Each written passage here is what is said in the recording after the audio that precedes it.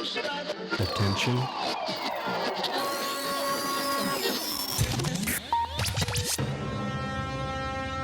T-minus 90 seconds and counting. All systems are go.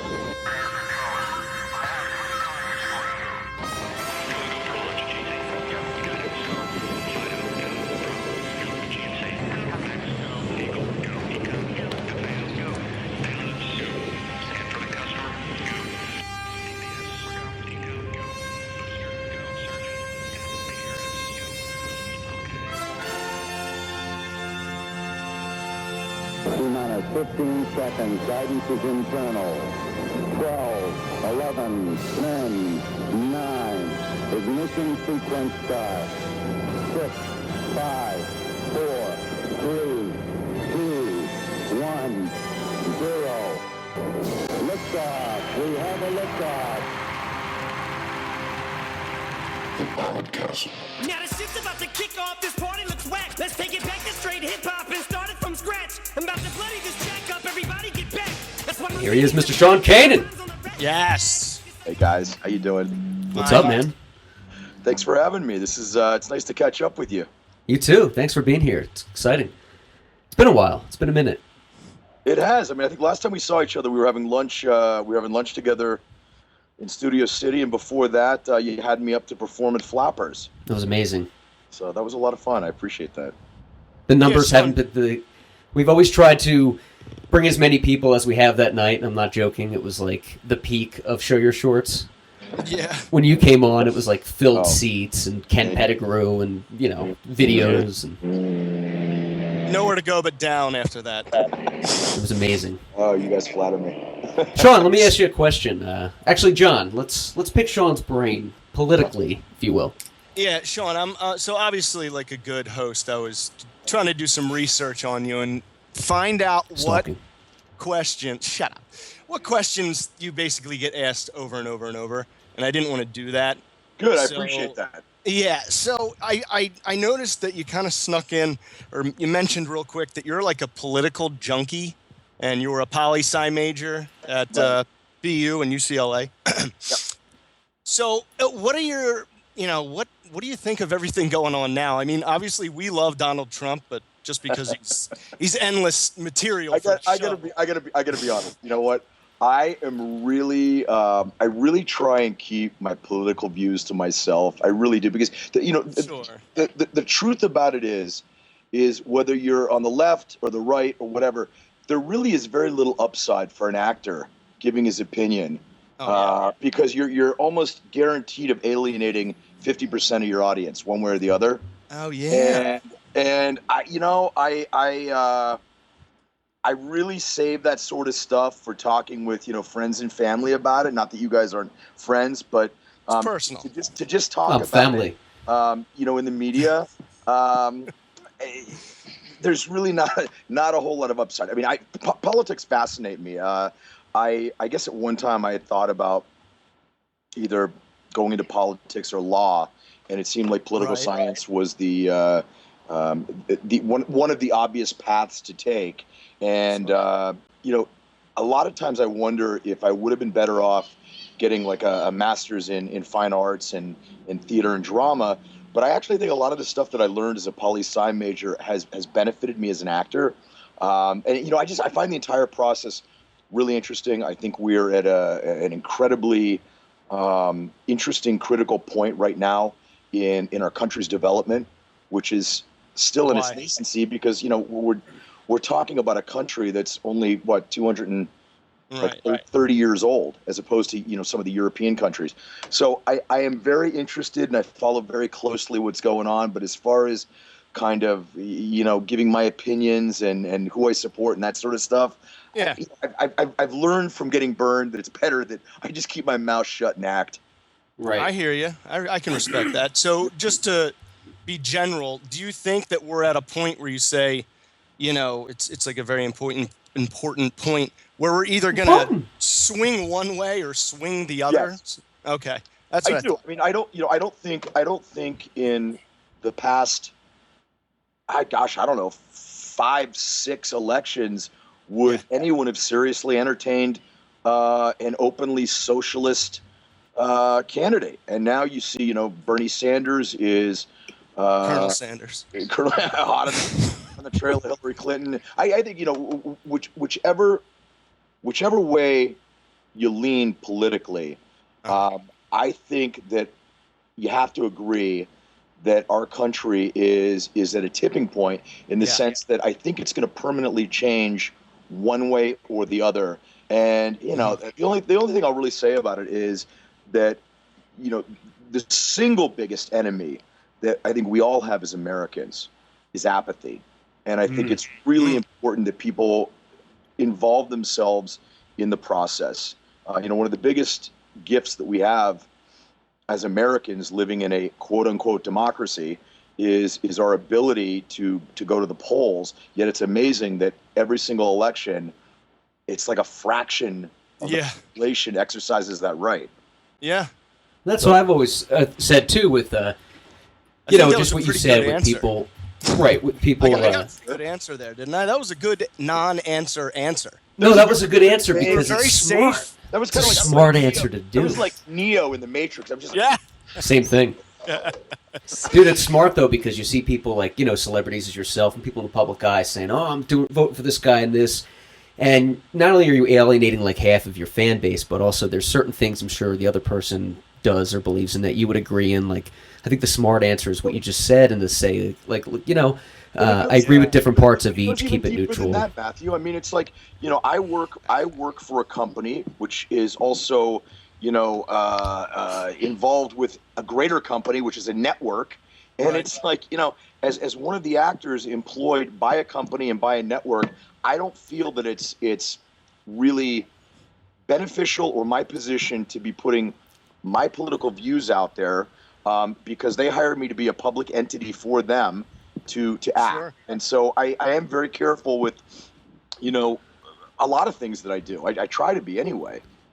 Really quickly, I was just going to say, if anyone wants to hit me up on Twitter with any questions while we're doing this, I'll try and answer them. It's at Sean Kanan at Twitter. So go ahead and tweet me up. Tweet us some of your questions. Tweet me. Sean, you get a lot of tweets. You got a lot of adulation from predominantly a female fan base on Twitter, at least the ones that I see. You put something out there. It could be something like, "My toe has a hair on it," and there's like 10 retweets in like 10 seconds.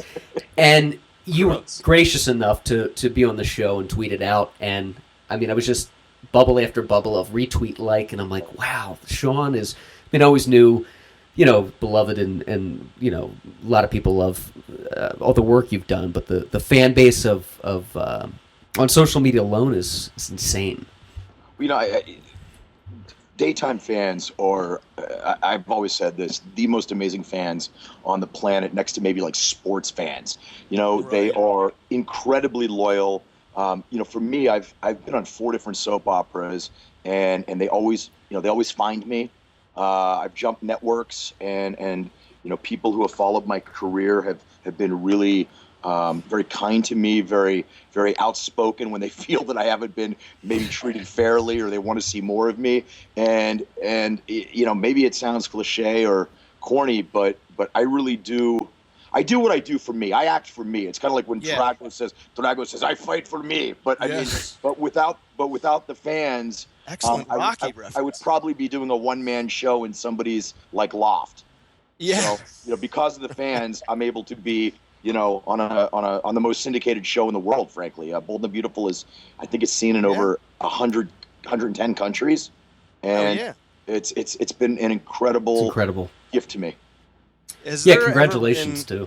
Has there ever been someone you met, Sean, where you were like, wow, I really broke through here? In the business. I get I don't want to say I get starstruck, but at the root of who I am, I'm a fan. I mean, I'm not jaded. I mean, I remember as a young actor, I was in a bar one time, shocker, and I met Clint Eastwood, and Clint Eastwood's about 6'3", 6'2.5", 6'3", and and he's got that craggy face and looks just like you think he's gonna look. And he shook my hand and he goes, "You got a good look, boy." Wow. Clint Eastwood. I remember I met Charlton Heston one time, and I just, Those are the Wow. moments that, for me, I was a kid growing up in a real small town in Pennsylvania, and going to the movies was one of the ways that you would, escape from. Sure. You'd escape from the Boringness. mundaneness of being in a small town, and allowed me to travel to, different places, different worlds, different realities, and that's where I first fell in love with film. And I remember as a kid, seeing the Outlaw Josie Wales and a lot of, Sure. the ugly. Upon coming out to Hollywood, it's been one of the most fun perks of doing what I do. Where in Pennsylvania? I'm from Newcastle, Pennsylvania, which is in western Pennsylvania, about 45 minutes outside of Pittsburgh, 25 minutes from Ohio. Yeah. So are you a Steelers fan? I'm a Steelers fan. Yeah, definitely. Oh, well, Matt and I are from Philly, and I went to Penn State, and I had no idea that the Steelers fans don't like us at all. Well, the Pirates. A lot of fans shit talking. Philly, for sure. But there's definitely a rivalry there. Wow, I had no idea. We just want to make sure that you don't hurt us. Yes. You're a big dude, and So I could ask you guys, where in Philly, just because I haven't been there in a long time, but where do you get the best? Now, do you say Philly cheese or cheesesteak? cheesesteak. Cheesesteak. Where do you get the best cheesesteak? Well, I'm gonna say Jim's Steak on South Street, but my Okay. my colleagues here might disagree. I'm not gonna lie. I like a good Sammy every now and then. You need a good Sammy. I like a good Sammy, so I like to know if I go to Philly where I'm gonna get my cheesesteak at. If you go to Della- Philly's Della Best in Sandro's. Encino, they're probably Alright. the best out here. Good. I'm gonna remember that one. Hit it up. Delisandro's, too. Delisandro's. Okay. Delisandro's. 7-Eleven is usually where I just get heat up sandwiches To be honest, before I go perform in a loft. Man, I'm not adverse to a Jersey Mike's every now and then. They deliver, man. They're always good. They It deliver. is. Now that's dangerous information. Sean, let me ask you a question. Soap opera do not necessarily go together. No, and if it does, might be a clash of cultures I in have your to stomach, time and that's my okay. Jersey Mike's out for like when I've got 3 weeks off, then I can have a Jersey Mike's. Yeah. It's all you can do I is can just roll sit in- down I can roll in and the studio post Jersey Mike's. Yeah. keep it coming. That's on your rider. You just need Jersey Mike's. Right, exactly. Sean, there's 4 cheesesteaks here. I don't know if you can do it. Just do it! Where's my extra toilet paper? Where is it? Now, Sean, you've obviously had a very colorful and diverse career, and I know you've done all kinds of things from obviously daytime television, films, short films, music videos, which I got to give a plug to. I'm a Yes. soap star. But my question is, I'm a soap star. If you're not familiar with it, which I'm sure you all are, it's Sean's rap video, and it is So maybe funny. the funniest, coolest thing in the world. And you have Michelle, your wife, in the opening as a reporter that's not really listening, and I don't know. That's My question is, you got to do more. The world needs more rap I, videos. I would like to do more. I mean, I'm really fortunate that my stepson is a great DP, and he's a really terrific editor, and we own all of our own equipment. So Damn. I've got all the facility to do it. It's been a function of finding the time and coming up with the material. And I've got a few ideas that I've been batting around material wise. But you have a great. I mean, the Grammar Nazi videos are. I'm a huge fan of those. Oh, and thank so, you. uh, Means a lot. We had talked about collaborating and doing something like that. So maybe we should revisit that. We should hash that out. Yeah, what are you waiting for, Clark? Come on, let's I get think we on should these do that. I really- coattails. I'm performing in somebody's Yeah. loft tonight. I've been toying with the idea of doing like a spoof on a country western video with a song called "Am I Too Damn Fat for My Skinny Jeans?" Do it. I just kind of got to sit down and put my mind to it. Tell and the story. I've been toying with the idea of somehow getting like a latex fat suit or something like that. Oh, It Would that needs be to be fun? done. I think it could be kind of fun. So I'm writing it. We need to get Listen, on that. get That's on, funny. get on. You have my permission to get on that. Am I too damn skinny? Am I too damn fat for my skinny jeans? I'm writing it down right And now. I'll- Filmed in Silver Lake. If people haven't seen the video, they can go on YouTube, and it's called "I'm a Soap Star," and it's pretty funny. We had a good time doing that, and they'll see some of their favorite daytime actors do little cameos in it. And I'll tell you what's funny. At the end, there's an African American guy who's in the recording studio with me, and that's Curtis Young, Dr. And we got a couple guys from Daytime, Ernie Josh Morrow and Ron Moss, and it's really funny. I think people like it. It's hilarious. It's hilarious. It's probably, and I'm not just saying that because you're friends. John, you weren't in the Grammar Nazi, were you? No, sadly. God, I love that. I just thought that was funny as all hell. Oh, thank you. Thank you very much. Can I say that, or are we allowed to say shit? You can say whatever you want. Okay. Yeah, Fuck, this is not cock, balls, whatever. balls. Celebrate it, Matthew. Celebrate it. All of a sudden, John says cock, and Sean's like, you know what? I am very, very offended at the language. Like, whoa. I like that you were giving me such props on my Twitter army, and I haven't gotten one tweet yet. Oh, Nobody's tweeted me, so it's because they're listening. wrapped in. They're mesmerized by our conversation, and they can't even break away to tweet. They can't. Yeah, they don't want to interrupt us.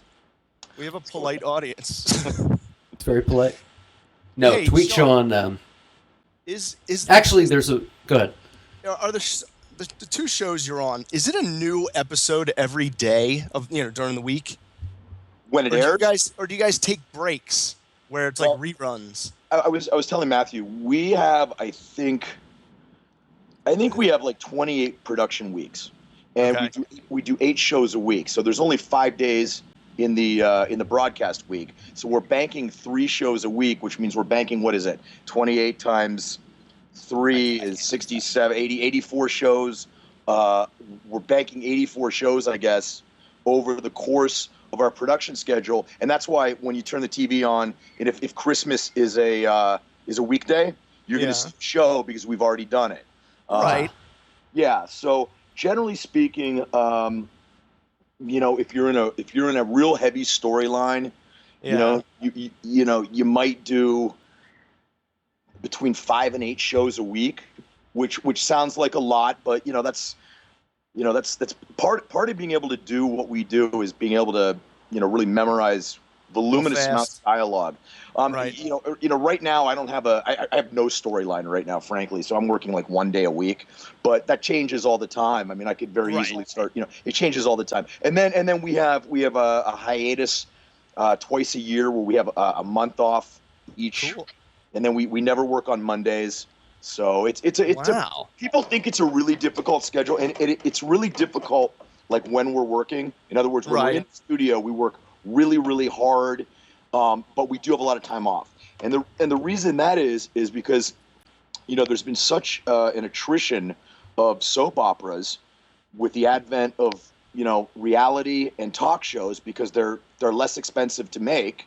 Sure. And so the soap operas have had to become really lean and mean. And there's only I think 4 of us left. There's Young and the Restless, Days of Our Lives, Bold and the Beautiful, and General Hospital.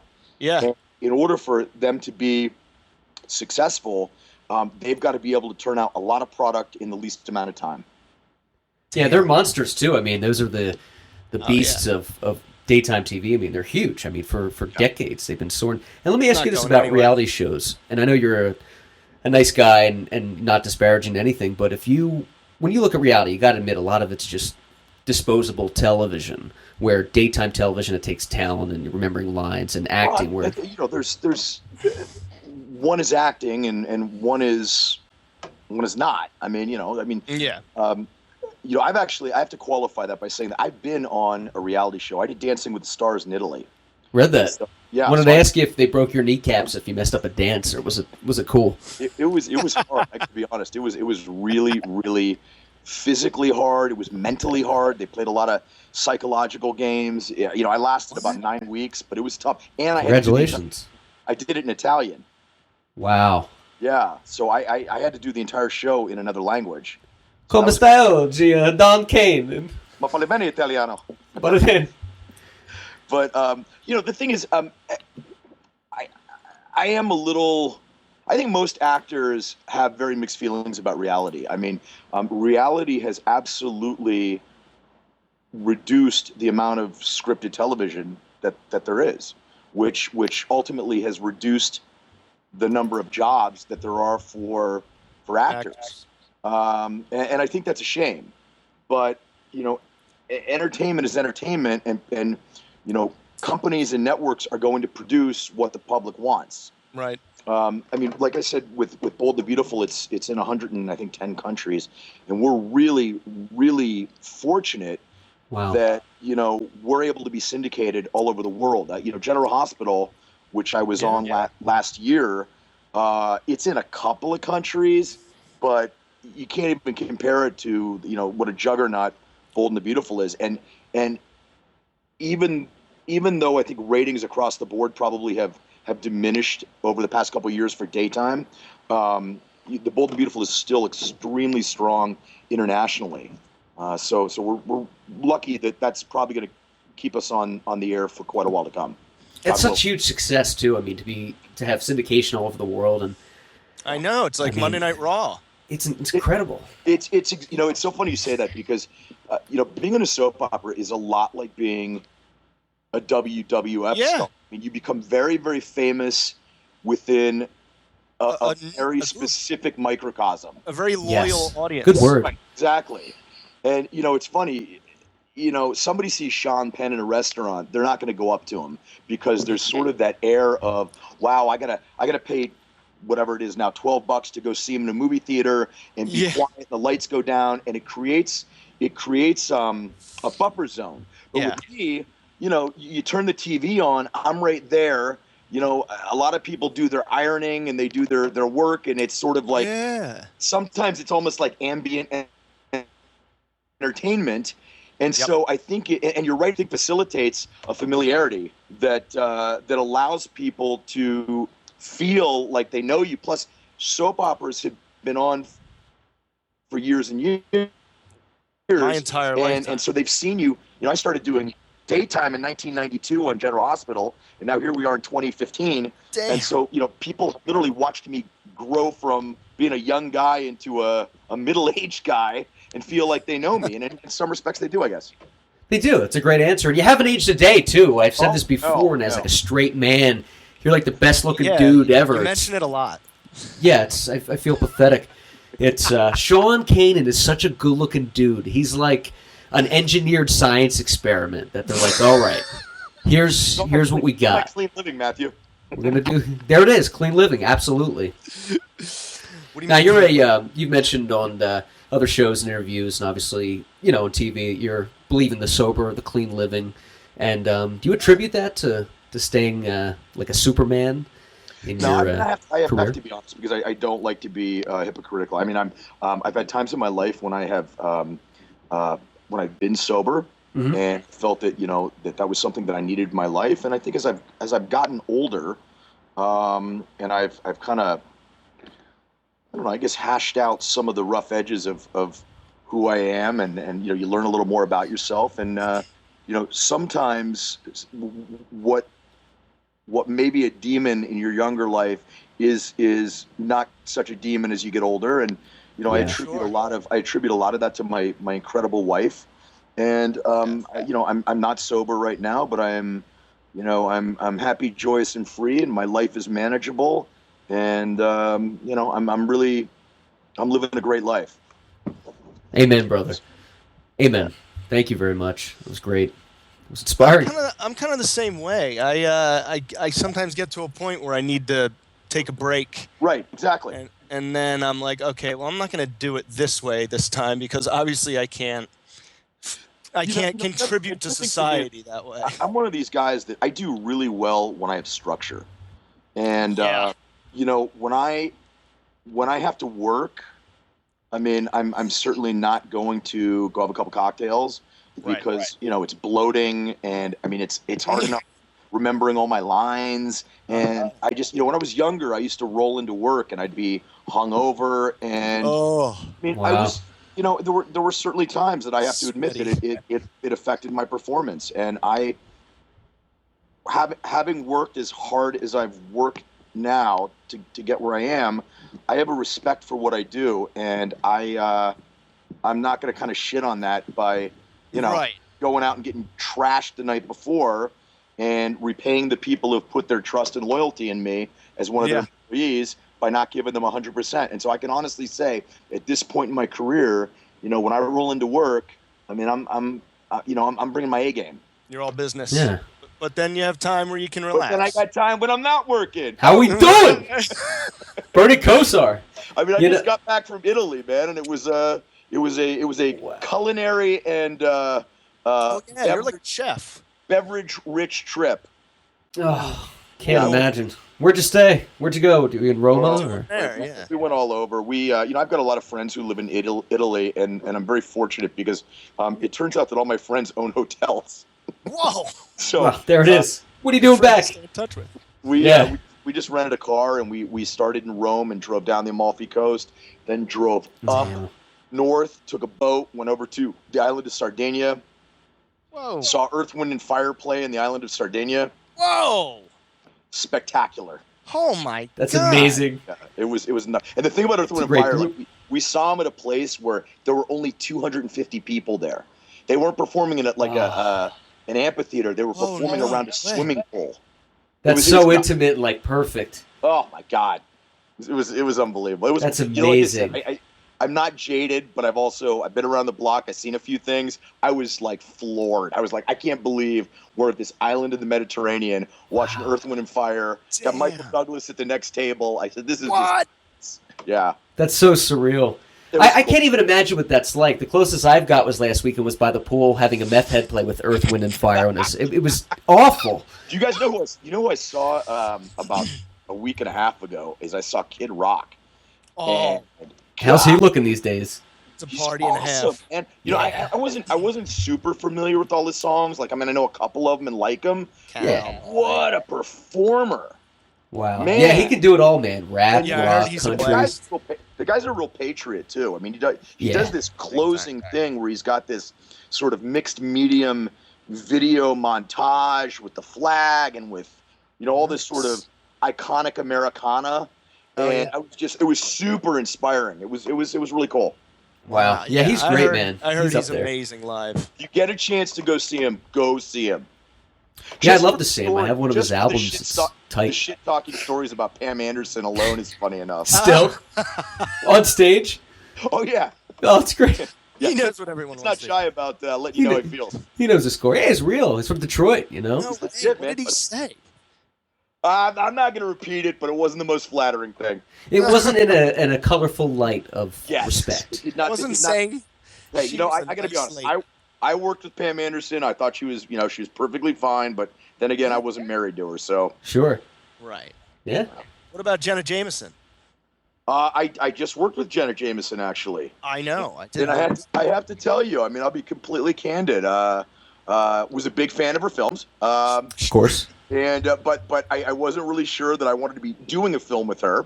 Right. And she was really good. She came prepared. She had interesting ideas. And I have to say I enjoyed working with her. She was in Private Parts. She Yeah. direct. Yeah, and you're doing something for that long. I mean, I'm sure they have a sense of professionalism about her where, she's bringing it to the table. She she is. knows the score. It was a real cool indie film called Limelight, written by a buddy of mine, Paul Vandervoort, and directed by a guy named James Cullen Bressick, he's done about 10 films now, and actually worked with Wes Craven, who Rest in passed peace. away. And I had a terrific part in this thing, and hopefully they're going to have a cut in about a month and a half, and hopefully it's going to be doing the festival circuit, going to I'd like to see it go to the Venice Film Festival personally, but Sundance and God willing, we'll get some distribution. And see, that's the thing when you do an indie film, you rarely do they have a distributor before they're finished. And Sure. so you got to wait and see how it came out and how it's received, and then hope that it gets good distribution. Well, Did you congratulations think- on that. And I wish you all the best, man. I hope it gets picked up. I'm sure it Thank will. And you said it's going to be at Venice Film Festival. No, I said I was hoping it's going to be at the Venice Film Festival. Well, we got news for you, Sean. John and I are actually going to break into there and screen it. We're going to stop Black Mass with Johnny Depp and show that. That's how we do it. A little bit. Like you said. Anyway, Sean, I know you're a busy guy, but I just wanted to thank you so much for being on the show. Thanks again, man. John, Matthew, thank you so much. And Matthew, seriously, I want you to call me, and I would love to collaborate with you and stay on on top this of 'em. video. All right. I'm gonna write it down, man. We'll make it happen. Thank you so much. I'm honored, and there's no one better. I truly Great mean talking that. to both of you. I'd love to do the show again sometime. Anytime, my friend. Okay, guys, you take care. Thank you, Sean. Thanks. That was Sean Kanan, everybody. Thank you for being on the show. The Now, man! Viscardi is drowning in the nether world. Viscardi is having some... Or maybe it's Connection. Skype, but we are still calling Viscardi to bring him in here, and I don't know what the deal is. Yo, man, I think that was pretty good. That was great. I think that was really good. Like, not that he's better or worse than Mary Doodles, but the whole flow of it just was It's natural. much better. Sorry, Mary. Come back. We're so much better at it now. Yeah, when we had Mary Doodles on, the poor girl was kind enough to drive out to burning hot Woodland Hills from like her mansion in Venice or whatever. And we've had all these audio problems, and I'm like, should have set up a 20 feet complications through the mission. But dude, Sean Kanan is such a genuinely nice dude, and I'm gonna write these ideas down, man. I want to work with him. I'm gonna hit the gym though. Too much on him. You know, I loved his answer, God, because he dodged my Perfect. political answer, but he still, you know, Gave a good answer. turned it into an interesting conversation. You know, It was so- Dismiss the whole show. There he is. Scotty, what happened? I was like texting, hey, could somebody bring me into the call here? Welcome. I Well, think that's what we were trying to do. I will say this, and I took some screenshots. The entire time, I kept re-adding you, and it was calling Michael Viscardi. You were actually the first one in there, and I don't know where the disconnect was, but Yeah, it was there. So I missed the whole show. The whole well, first this half. show's still going on. The whole first half. So So I think That's we need it. to talk about what the hell is wrong with Skype, It's a good one. bastards. Could lean into that. No, we're sorry you missed it, man. Truly, we're trying to add you on here. Yeah, I have like 7 different conversations opened, and Viscardi, you were on them all, but it just never connected. Or I mean, 7 attempts. Gypsy Mysteries. Great. So that Gypsy- I He's have gonna come nothing back. He's to gonna come back say. He's gonna come back on, and Yeah, I mean, you know, that's what So happened. it was a high and buy. Skype. anyway, tweet us your thoughts, your recap at the _Podcastle. Oh, here's a tweet from Viscardi. It says "fuck you." I don't know what happened, man. For real. I sent you some photos too. You know what's funny? I texted Sean by mistake early on, and I said restart Skype. I'm trying to get you in, and he's like, "What? I'm talking." You know, and I was like, "Oh, it's meant for Mike. I'm sorry," because I had I was doing it from my phone, and I was multitasking, which is a bad thing. So. Yeah. But Mike, it was a great interview. I'll give you a recap. We talked about all kinds of things in the career, and he's just a genuinely very sweet guy and very talented.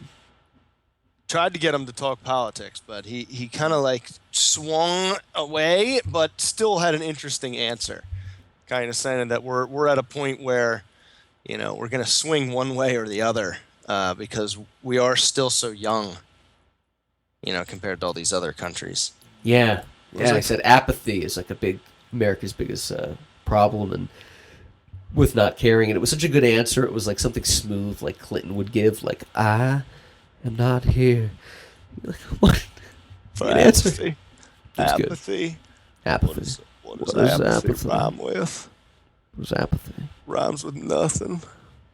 Exactly. That's what we're going to have. I am not here.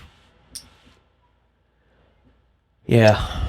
So I could read a little pretty little pretzel thin crust pizza coming at you. Thin crust pizza. Thin crust margarita pizza. Unless I read this already. You did. Did I? I did. It's different though this time. You cook it with love. Yeah. You spit on it. You add a. I wonder if Pretty Little Pretzel, like, is she married or have a boyfriend or whatever? She's married with a 1-year-old. I wonder if she ever writes her husband an anniversary card that's like 2 parts love, 3 teaspoons of magic, A dash of kisses. a dash of kisses, and a quart of respect equals our relationship. And he's just like, Oh, make me some food. Bitch, I'm hungry. Shut your mouth. No, shut your mouth. No, thank you, Pretty Little Pretzel. You have another one from her? Because she's good, man. Creamy pesto gnocchi with chicken. Did I read that one? Gnocchi? I don't know if you did, because I've read that one on one of the posts, but I don't know if you actually read it on the air. So let's have it. I don't want you to read. Don't read them, because then you won't be able to remember. I mean, I don't know what that is. Mini potato gnocchetti. Is that how you say it? I don't know. You lost me at potatoes. Potato gnocchetti. Gnocchi. Whatever. Gnocchi? Yeah. 7-ounce container basil pesto. Organically thinly sliced chicken breasts. White mushroom caps. 12-ounce broccoli florets. Steamed. Huh. Pecorino Romano Chaise. Ooh. Shredded. Minced garlic. Cornstarch, water, whole milk, unsalted butter, olive oil, salt and pepper to your liking, bitch. And for the instructions on how to make it, obviously go to prettylittlepretzel.com/recipe/creamy pesto gnocchi. That's prettylittlepretzel.com/creamy pesto and gnocchi. Gnocchi. Gnocchi. Like something I want to stick my face in right about now. No. It'll be good. I'm sorry, everybody. Michael Viscardi, there was some kind of disconnect with the show. It still says it's calling you, too, which is weird. It does. I can take a screenshot right now. It's still calling you to get you in, so I don't know. It's queer. It's queer as folk. Queer bait. John, I want to do a recap. You were in Vail this past weekend. Oh, jeez Louise. Mike and I hopped on Sunday, probably when you were high as a kite and peeing in the air. Or not, or just enjoying your girlfriend's company, your fiance's company. But we did a little segment about New York again, and what the hell was wrong with people. We did homeless people.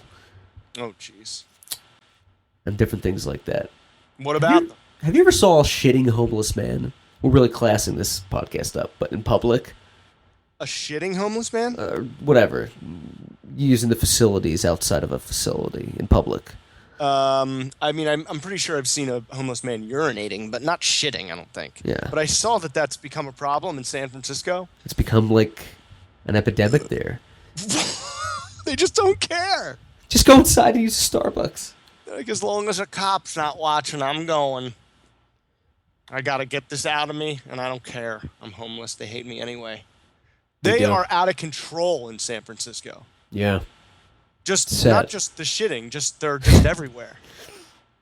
Yeah, it's a lot. I mean, well, a lot of them too aren't even homeless because they fell in tough times. It's because there's like mental illness and there's a lack of facilities in California. Because a lot of them most of them I think have obviously some mental problems, and there's not rehabilitation centers because they've shut them down. There's no money. Why? I don't know. They shut it down in the 80s. Reagan was following Carter's thing, and they never reopened them because it's a budget thing. And let me tell you something, in my opinion, I think being homeless would be very hard to do for somebody of sound mind, because any moron could get a job at Taco Bell and rent a room somewhere. Like, you know, if I lost everything tomorrow and had nothing, I would get a job, you know, if I didn't have any connections. Bagging groceries. Yeah, and I'd rent like a room in a house somewhere or get a roommate, and I would be very humble and build up my empire of jokes. But I think it's either a choice or you have mental issues. Yeah. You're not just like, oh, well, I can't do it. I just can't. I just tried can't. my hardest. Yeah. Yeah, it's like, tried my darndest. By no, Jove. You didn't. Get back out there, you sorry excuse. Keep going. You can get a job. You can contribute somehow. Keep moving on. So we need more insane asylums.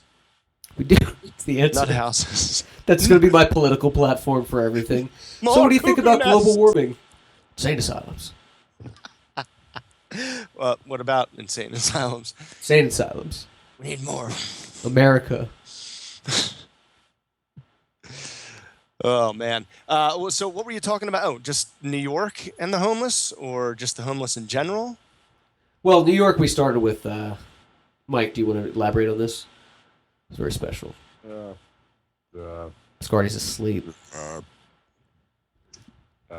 It's New York. What were we talking? Yeah, New York yes, Minute. yeah. We're quizzing Michael on Yes.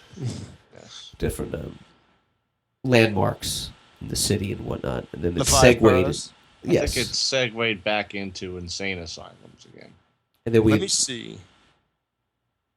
You know what it did? We started off with what the hell is wrong with people and the lack of insane asylums, the homeless. Then talk about New York landmarks, then abandoned places. Then we're back to insane asylums. The whole show, it's just about abandoned mental hospitals. It's a cry for help. It really is. And here's an where we should interesting broadcast from. update. The New York Post.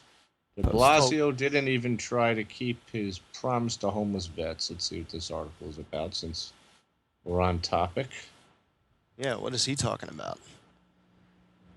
Sounds like a caper. Sounds like a caper, Jesse. De Blasio. De Blasio's up there with Hoover. De Blasio, are you in Plants. there? I have a little trouble loading this page also. This is just really a great Monday for me. It's all right. So many moves. He's got beans in his pants. Let's all give Michael Viscardi a little love. Tweet him at mbiscardi Jr. on Twitter. Let him know that you love him. Obviously, there were some problems getting onto the show tonight, but I think you should sue, man. I think you should sue the Army. FML.com. You should sue the Department of This Defense. is not loading. I can't read this posting. That son of a bitch. Okay? You know who I blame for that? Who? Your wife. She poured water in the hard drive. The hard drive. What the fuck is that?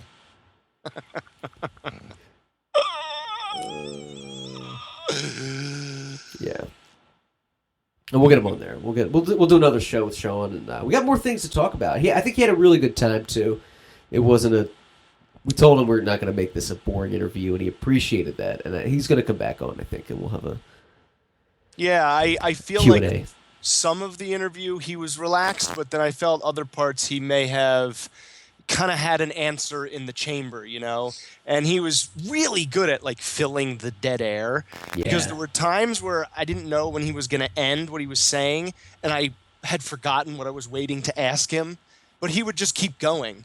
So he was really, really it was a good. interview. He was great. He was very informative. You forget what you were asking, so you just look around at something, and you're like, Sean, did you pick up Mars, Milky Ways, and burger buns from Publix? And then, but then he's so good at giving answers. He's like, "Well, yeah, John, I did actually. It was on sale at the one down in Delray Beach. Usually go to the one in Deerfield, but that time, like, he's just so on and good with it." Yeah, my favorite bar in Florida. Yeah, he was fun though. He was cool. Did you get wasted in Vail this weekend? Yeah, Saturday night we did, the night of the wedding. Heather and I just like at 4:00 just started drinking vodka. Wow. Oh, And I mean, we got all our food, but we just kept. At one point, dude, I had like a Moscow Mule red wine and a vodka soda in front of me at my plate. At my seat at the table. what a combination!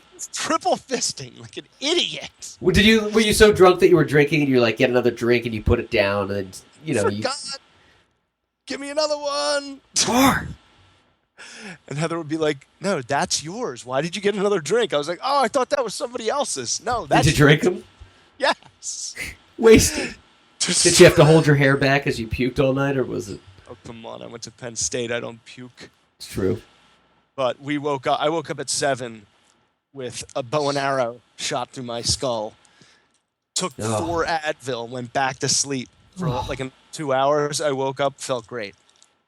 It's incredible. And then on the ride home, we stopped at one of those stores. Like the hospital symbol is just like a red cross, kind of. Yeah. It was green, and and I just pulled off the side of the road on the way to the airport. Go in and buy a couple candies, little gummies, Of course. and they're wonderful for hangovers. Oh, I bet. Probably what the doctor ordered. Have a couple of those babies. I've never gobbled. I've never eaten weed before, but I haven't either.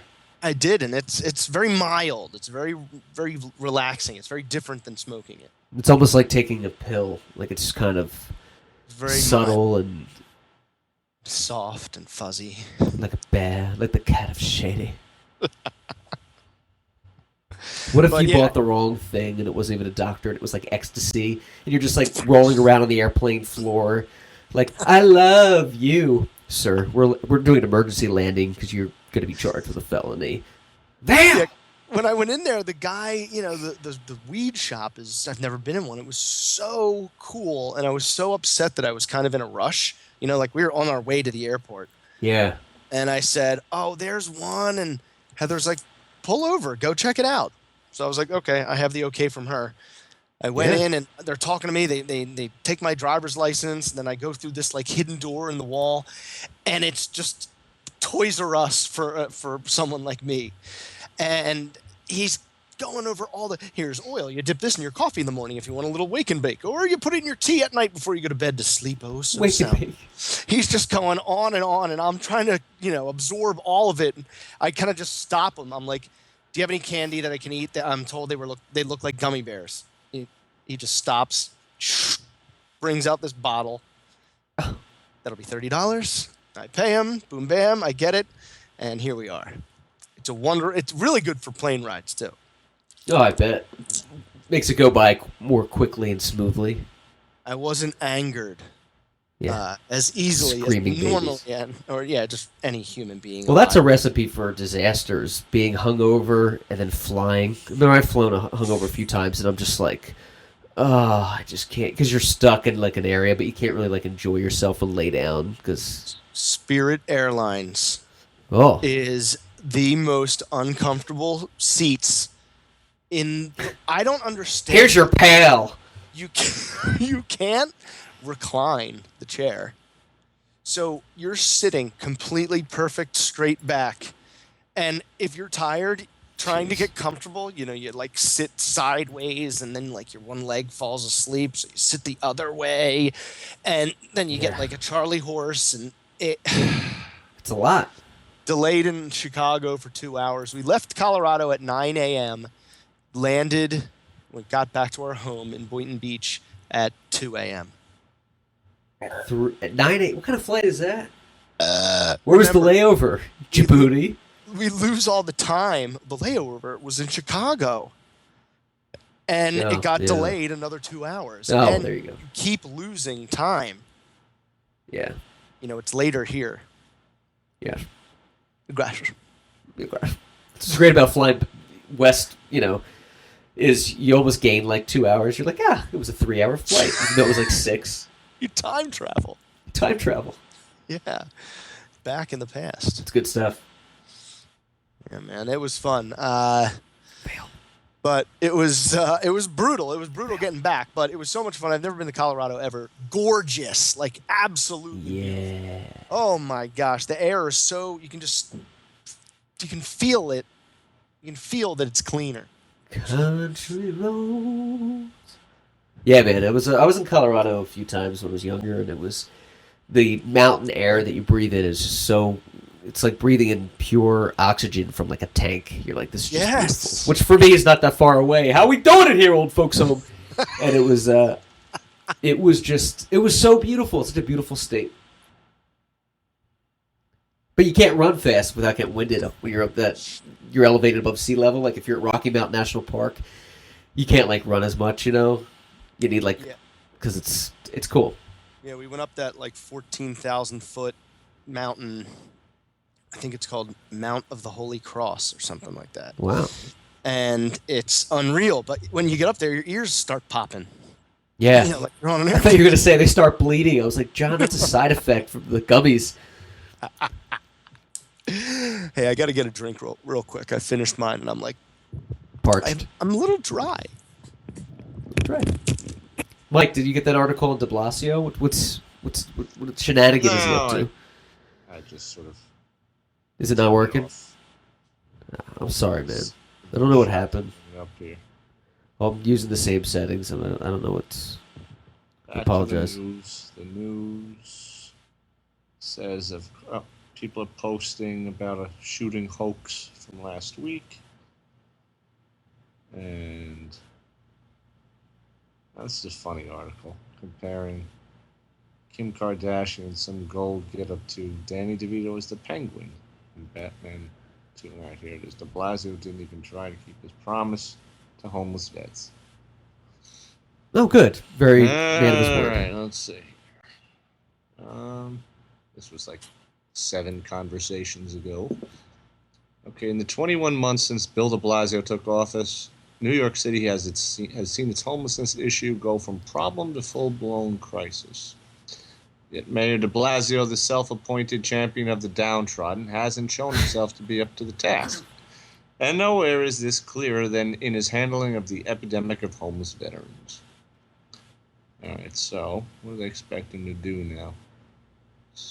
There should never, ever be a homeless veteran in this country. The amount of bullshit that we spend money on and that we give money to, and the aid that we give other countries, there should never be a man or a woman who served in the United States Armed Forces in any branch to be homeless in this country. Even if there's mental problems involved and drugs, which a lot of times there are, they need to be taken care of. And I worked with the Bobby Shriver campaign, and unfortunately he didn't win, but his biggest platform was homeless vets in LA and everything he was going to do for them. He was a true hero and just a good guy that wanted to do something about this. And I'm sad he didn't win because it would have been a different story. They're all over the place here.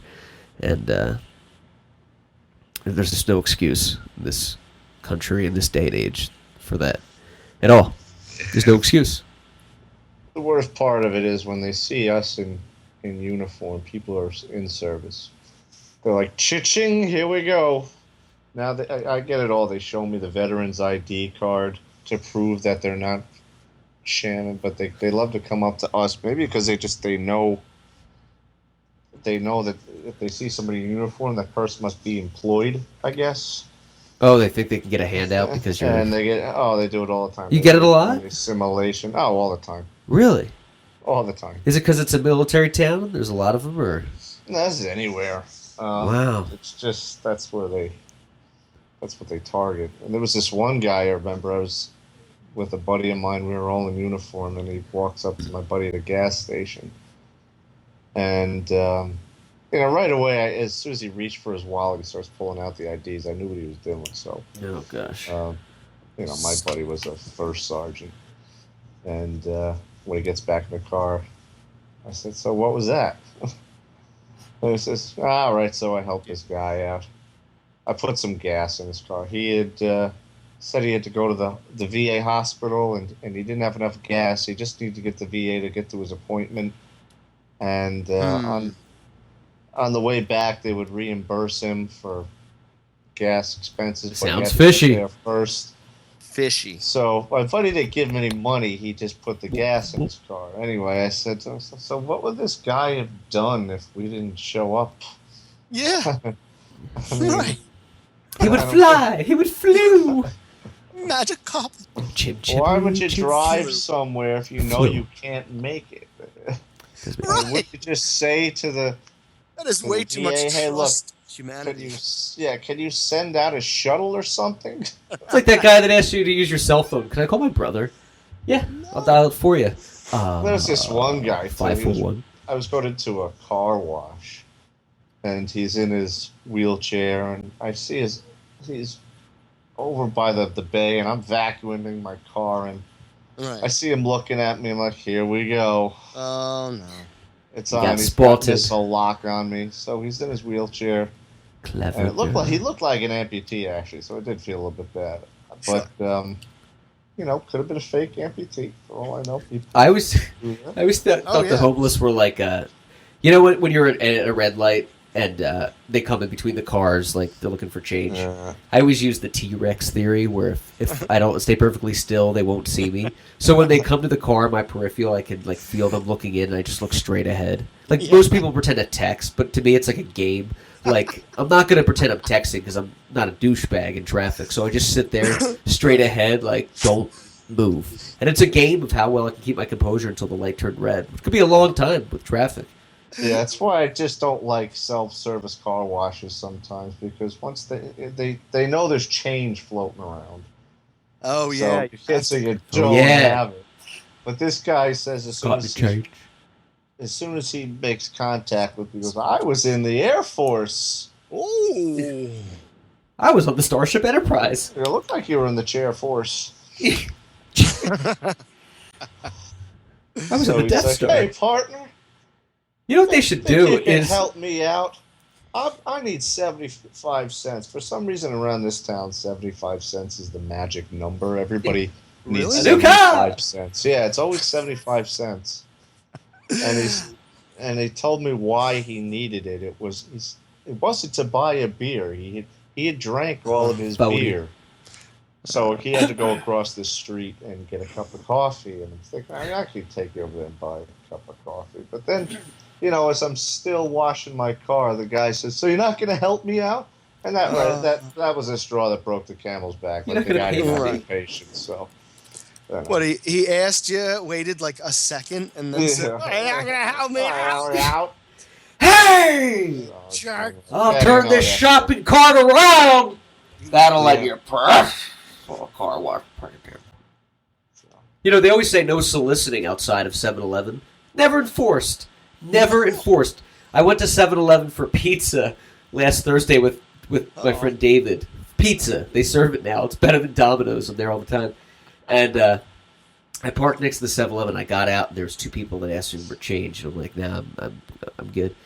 And I always say no, like they're doing me a favor. And then when I go to the front of the 7-Eleven, there's like another person asking me for change. I'm like, I just got hit up. I gave it to him. Yeah, your boy beat you to it. Yeah. Your Come on, boy's man. Peaches Well, back there. This article is kind of touching on that. It says here, in conversations with... Yes? Uh-oh. Oh, fuck, did we lose him? Oh, no. No, I guess I'll chime it's- it back in. Sean Kanan's still on. Sean, have you been listening to us the whole time? Yeah, we find out he's like obsessed with us. Like he has a shrine to the Podcastle. He's still listening in on the show. He can't take it. That'd be pretty cool. It'd be cool to have a psycho groupie that was famous. That's the ultimate, right? A psycho groupie that was famous? Oh, it'd be the best. Hey, what are you doing outside? Just want to hang out with you. Sure, let's go buy some cars. Sure, Jerry Hey, I got a stalker. Oh, really? What's their name? Jerry Seinfeld. Oh, that's ironic. Why? No, it's the real guy. It's the real guy. Seinfeld's your stalker? Why does he hang out with you? Yeah, he just likes the show. He loves our podcast. I know, it's weird, right? It's bizarre. Oh, he's here now. He's outside. He's scratching the window. He's a trying to zombie. log in. My friend Liam used to live in Los Angeles. He almost got into an accident with Jerry Seinfeld. Jerry was in like a Porsche, and Liam was in like a Ford Taurus, and he almost hit him. And Seinfeld like had to slam his brake and like put his hand up, not like the finger or anything. It was kind of like, "What are you doing?"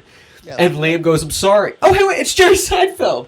And he kind of gave him like a half wave, like, "Whatever, thank you." And he's like, "Oh, I'm sorry." I didn't hit. Hey, you're Jerry Seinfeld. That's amazing. Hey, I'm sorry, man. Oh my God, Jerry Seinfeld. Right. It'd be funny if he actually hit him. Viscardi, are you back? Great. I'm back. I don't know why I bother. I don't know. Something happened. The whole system shut down on me. Ugh. It was good what you were saying. I forget, what was it? The bum, the wheelchair. Yeah. Oh, he said, The chair force. "You're not going to help me out?" I love the chair force. The wheelchair force. Yeah, that's an Oh. old punchline. All right, I think we've had enough excitement for the one night. I'm going to put this bad boy to bed. I got to go Yeah. feed the homeless guy outside. Lay it down. Well, let's try to hop on this week, and we'll keep everybody posted. Thank you so much again for Sean Kanan for being on this show tonight. And Mike, I'm sorry there were some problems, but we'll make sure that we can clean this up. And maybe I can edit it and superimpose Mike in it. My voice. Saying like the ultimate, like most funny thing at the time. Right. Yeah. And it's like, this guy's on fire. Tweet us at _Podcastle. And tell us what's up. Tell us what pisses you off about people. Tell us who you want to hear. And we're always happy to everybody for listening tonight. Thank you very much. I'm Matthew Clark with Lord John Hassinger, Michael Viscardi, saying good night. See ya. Godspeed. Bye.